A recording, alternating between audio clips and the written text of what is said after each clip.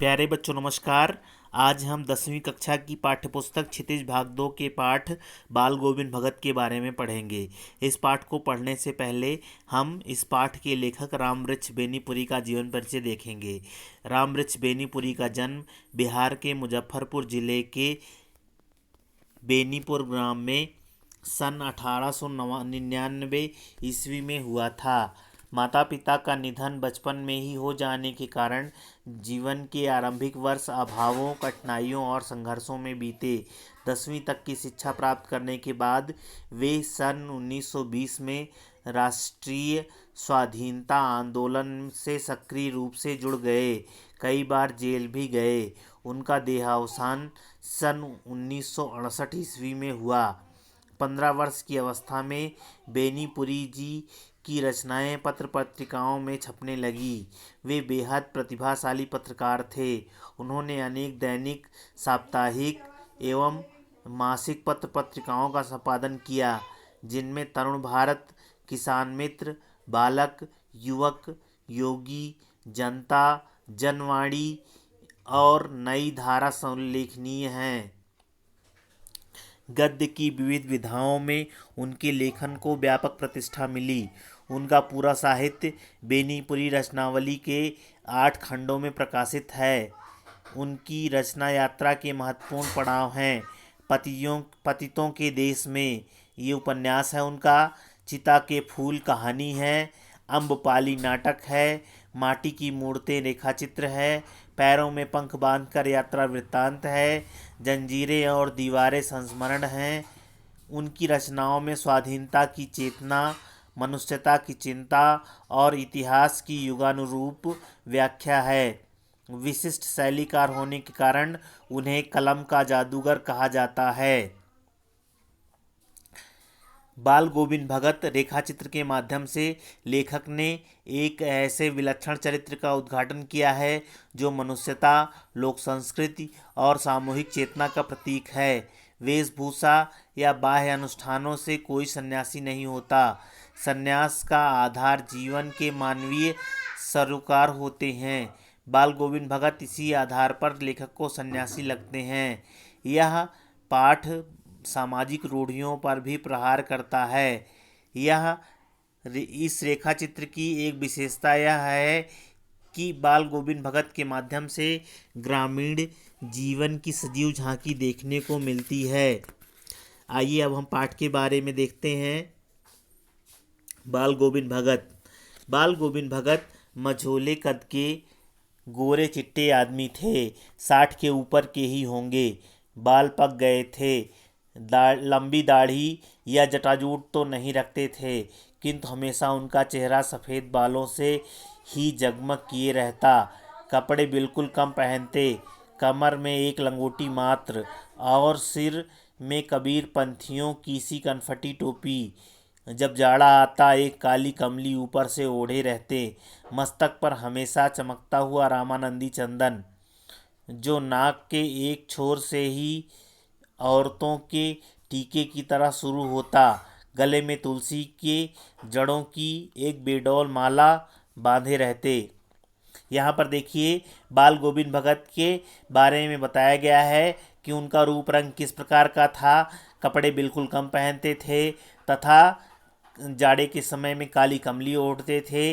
हमेशा उनका चेहरा सफ़ेद बालों से जगमग रहता था। रामानंदी चंदन लगाते थे। ऊपर की तस्वीर से यह नहीं माना जाए कि बाल गोविंद भगत साधु थे।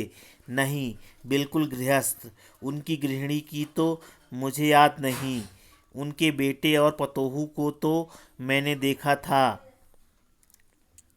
थोड़ी खेती बाड़ी भी थी। एक अच्छा साफ सुथरा मकान भी था, किंतु खेती बाड़ी करते, परिवार रखते। बाल गोविंद भगत साधु थे। साधु की सब परिभाषाओं में खरे उतरने वाले। कबीर को साहब मानते थे।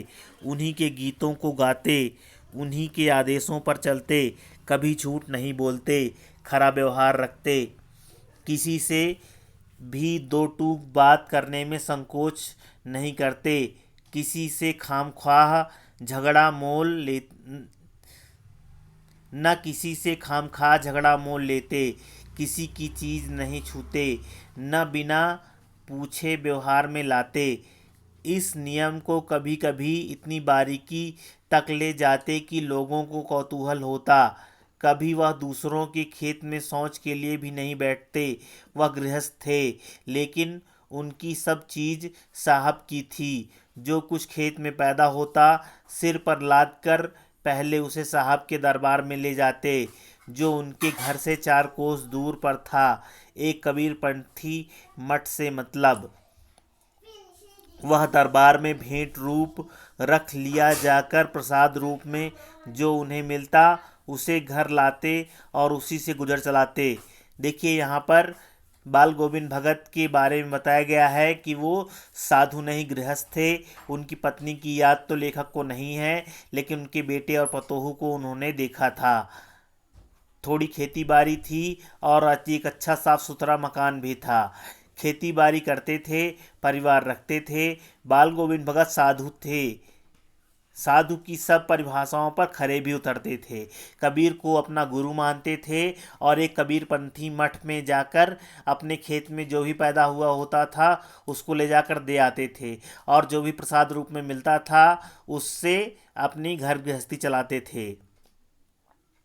इन सब के ऊपर मैं तो मुग्ध था उनके मधुर गान पर, जो सदा सर्वदा ही सुनने को मिलते। कबीर के सीधे साधे पद जो उनके कंठ से निकलकर सजीव हो उठते। आषाढ़ की रिमझिम है, समूचा गांव खेतों में उतर पड़ा है। कभी है कहीं हल चल रहे हैं, कहीं रोपनी हो रही है। धान के पानी भरे खेतों में बच्चे उछल रहे हैं। औरतें कलेवा लेकर मेड़ पर बैठी हैं।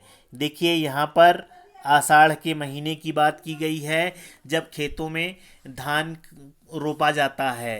तो धान रोपने को रोपनी हो रही है, इस शब्द से स्पष्ट किया गया है। आसमान बादल से घिरा, धूप का नाम नहीं, ठंडी पुरवाई चल रही। ऐसे ही समय आपके कानों में एक स्वर तरंग झंकार सी कर उठी। यह क्या है? यह कौन है? यह पूछना न पड़ेगा। बाल गोविंद भगत समूचा शरीर कीचड़ में लिथड़े अपने खेतों में रोपनी कर रहे हैं। उनकी उंगली एक एक धान के पौधों को पंक्तिबद्ध खेतों में बिठा रही है। उनकी कंठ एक एक शब्द को संगीत के जीने पर चढ़ाकर कुछ को ऊपर स्वर्ग की ओर भेज रहा है और कुछ को इस खेत की मिट्टी पर खड़े लोगों के कानों की ओर। बच्चे खेलते हुए झूम उठते हैं।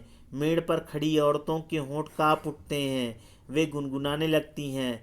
हलवाहों के पैर ताल से उठने लगते हैं। रोपनी करने वालों की अंगुलियां एक अजीब क्रम में चलने लगती हैं। बाल गोविंद भगत का यह संगीत है या जादू? यहाँ पर बाल गोविंद भगत के बारे में यह बताया गया है कि जब वो रोपनी करते तो कुछ न कुछ गाते रहते। उनका सारा शरीर कीचड़ से लथपथ रहता और खेत में रोपनी वो कर रहे हैं। और जब वो कुछ गाते तो मानो गीत की कुछ पंक्तियाँ स्वर्ग की ओर भेज रहे हों और कुछ वहाँ पर खड़े रोपनी कर रहे लोगों के कानों में। उनका गीत संगीत है या जादू है, इसका अनुमान नहीं लगाया जा सकता है। भादों की वह अंधेरी अधरतियाँ, अभी थोड़ी ही देर पहले मूसलधार वर्षा खत्म हुई है। बादलों की गरज, बिजली की तड़प में आपने कुछ नहीं सुना हो, किंतु अब झिल्ली की झंकार या दादरों की टर टर बाल गोविंद भगत के संगीत को अपने कोलाहल में डुबो नहीं सकती। उनकी खंजड़ी डिमक डिमक बज रही है और वे गा रहे हैं। गोदी में पियवा, चमक उठे सखिया, चिहिक उठे ना। हाँ, पिया तो गोद में ही है, किंतु वह समझती है वह अकेली है। चमक उठती है, चिहुक उठती है। उसे भरे बादलों वाले भादों की आधी रात में उनका यह गाना अंधेरे में अकस्मात कौंध उठने वाली बिजली की तरह किसे न चौंका देगा। अरे, अब सारा संसार निस्तब्धता में सोया है। बाल गोविंद भगत का संगीत जाग रहा है। जगा रहा है। तेरी गठरी में लागा चोर मुसाफिर जाग जरा। यहाँ पर भादों की अधरतियाँ के बारे में बताया गया है, जिसमें यह बताया गया है कि थोड़ी देर पहले जो है ज़ोरदार बारिश होकर बंद हुई है। आकाश में बादलों की गरज और बिजली की तड़प कहीं नहीं सुना हो, किंतु अब झिल्ली की झंकार और दादरों की टर बाल गोविंद भगत के संगीत को अपने कोलाहल में डुबो नहीं सकती। अर्थात जो छोटे छोटे कीड़े हैं उनकी आवाज़ बाल गोविंद भगत के संगीत को बंद नहीं कर सकती है। अर्थात उनकी आवाज़ के आगे बाल गोविंद भगत की आवाज़ दब नहीं सकती है, अपने कोलाहल में डुबो नहीं सकती है। उनकी खंजरी डिमक डिमक बज रही है और वो गा रहे हैं, गोदी में पियवा चमक उठे सखिया चिहुक उठे ना। हाँ, पिया तो गोद में ही है, किंतु वह समझती है वह अकेली है। चमक उठती है, चिहुक उठती है। उसी भरे बादलों वाली भादों की आधी रात में उसका यह गाना अंधेरे में अकस्मात कौंध उठने वाली बिजली की तरह किसे न चौंका देता। अरे अब सारा संसार निस्तब्धता से सोया है, बाल गोविंद भगत का संगीत जाग रहा है, जगा रहा है। तेरी गठरी में लागा चोर मुसाफिर जाग जरा। कार्तिक आया नहीं कि बाल गोविंद भगत की प्रभातियाँ शुरू हुई, जो फागुन तक चला करती। इन दिनों वह सवेरे ही उठते। कार्तिक के महीने की बात की जा रही है। जब दीपावली का त्यौहार आता है तो उस समय बाल गोविंद भगत की प्रभातियाँ प्रभात के समय में अर्थात सवेरे के समय में गाया जाने वाला गीत है, और प्रभातियाँ शुरू हो जाती हैं जो फागुन तक चलती हैं, और वो फागुन अर्थात होली के समय तक चलती हैं। इन दिनों वो सवेरे ही उठते हैं। न जाने किस वक्त जगकर वहीं नदी स्नान को जाते, गांव से 2 मील दूर। वहां से नहा धोकर लौटते और गांव के बाहर ही पोखरे के ऊंचे भिंडे पर अपनी खंजरी लेकर जा बैठते और अपने गाने टेरने लगते। मैं शुरू से ही देर तक सोने वाला हूँ, किंतु एक दिन माघ की उस दांत की किटकिटाने वाली भोर में ही उनका संगीत मुझे पोखरे पर ले गया। अभी आसमान के तारों के दीपक बुझे नहीं थे।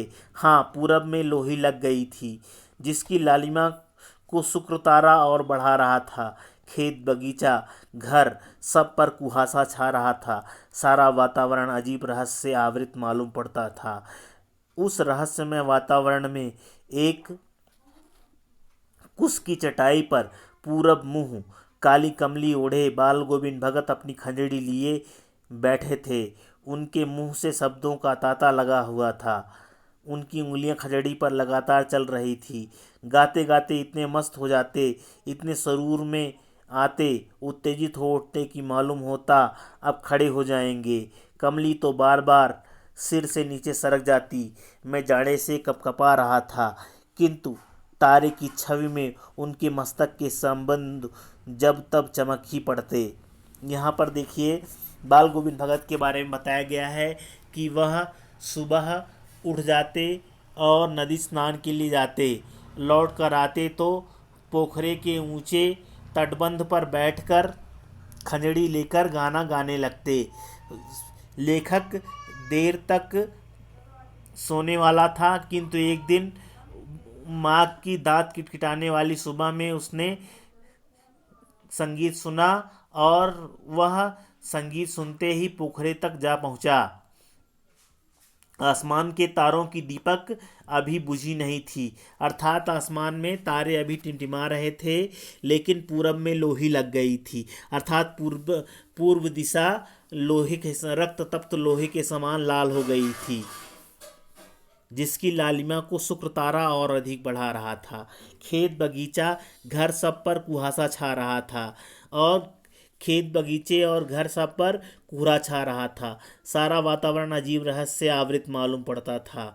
उस रहस्यमय वातावरण में एक कुश की चटाई पर पूरब मुंह काली कमली ओढ़े बाल गोविंद भगत अपनी खंजड़ी लिए बैठे हुए थे और गाना गा रहे थे।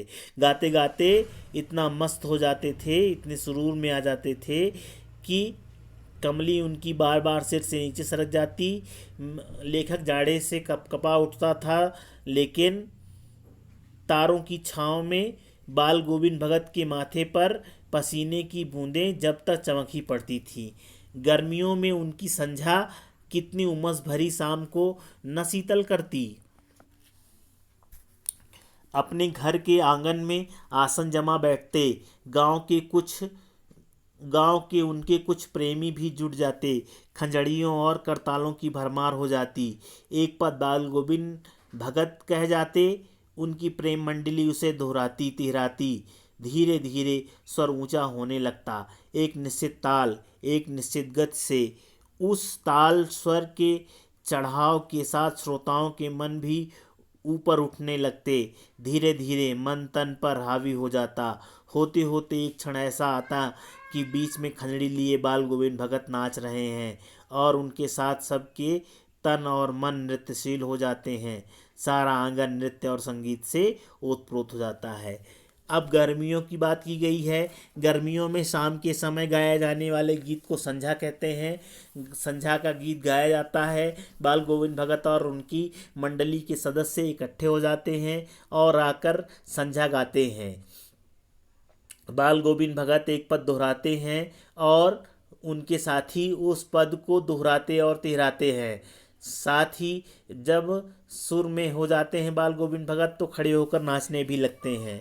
बाल गोविंद भगत की संगीत साधना का चरम उत्कर्ष उस दिन देखा गया जिस दिन उनका बेटा मरा। इकलौता बेटा था वह, कुछ सुस्त और बोदा सा था, किंतु इसी कारण बाल गोविंद भगत उसे और भी मानते।